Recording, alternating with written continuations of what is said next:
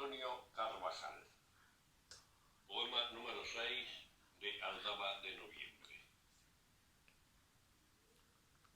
Llegó la escarcha a tu puerta, buscó el insomnio tu casa, cayó la sombra en tu techo, brincó el viento en tu ventana, bajo noviembre sus nieblas, dio un seco golpe en tu